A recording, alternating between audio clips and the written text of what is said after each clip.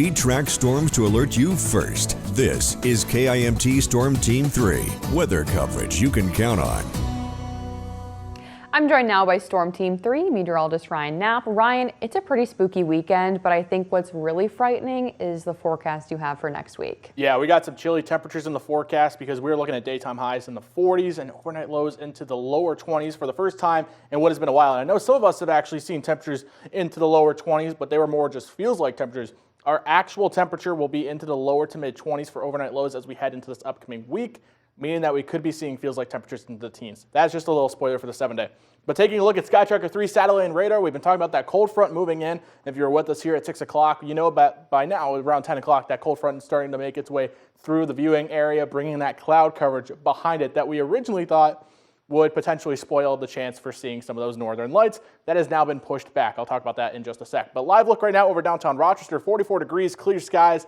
Clouds haven't quite yet gotten into Olmsted County right now, more or less along I-35 and west. So a lot of those towns right now starting to see some of that cloud coverage pick up. We should probably see that here in the next hour or so. Temperatures around 44 degrees here locally. Across the entire area, anywhere from the upper 30s to even maybe the upper 40s in some spots. Seeing some of the warming there on the other side of I-35 where that heavier cloud coverage still is. Coldest right now, Osage at around 39 degrees. So some of us are already working our ways into the 30s. For tonight, that cloud coverage will build in, but the thing is our temperatures will still drop down close to the middle to even lower 30s overnight. Northwest wind around 10 to 15, so it's going to be a little bit on the gusty side once that front moves on through. Those northwest winds that you typically get behind the cold front will allow for that cooler air to move on in, and it'll definitely be present as we head into tomorrow. Looking at west winds 10 to 15 again. Gusty conditions up to 20 possible as well. But the main thing is that our temperatures will stay rather chilly as well for tomorrow as we're looking at the middle 40s. But depending on how much sunshine we do see and really how much cloud coverage we see throughout the day will really dictate whether or not we can see some temperatures close to 50 degrees for tomorrow. There's that cold front right now. So by 11 o'clock, a lot of that cloud coverage starting to make its way on through. As we move into the overnight hours, that backs on out, moves off towards the east and southeast. Some cloud coverage starts to build in by around 1 o'clock tomorrow. So we do have a little stretch of time there where there could be some clear skies thanks to some dry air behind that cold front. And that might actually allow for us to maybe see some of those northern lights, especially since it's now been pushed till 4 to 7 a.m.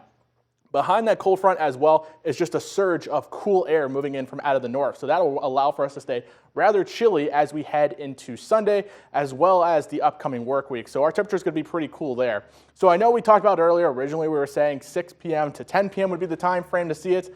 Now with the latest update from the Space Weather Prediction Center, we are looking at a time frame of 4 a.m. to 7 a.m. tomorrow morning for the chance to see that peak of the northern lights across our area.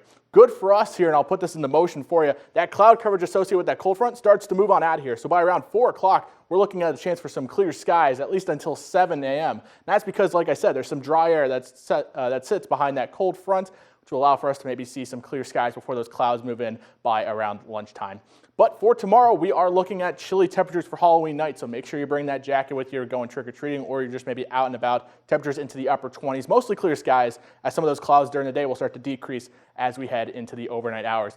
Take a look at the 7-day forecast. So here behind me where the weekend's always in view, we got some cooler temperatures here as we push towards midweek. We're looking at overnight lows into the lower to mid 20s. We're also looking at daytime highs possible for Tuesday and Wednesday into the upper 30s. So for the first time in quite some time, we'll start to see some cooler temperatures here as we head through the rest of the work week. But beyond that, though, we're looking at some good sunshine here as we move into next week. Rain chances rather low until we approach even next weekend.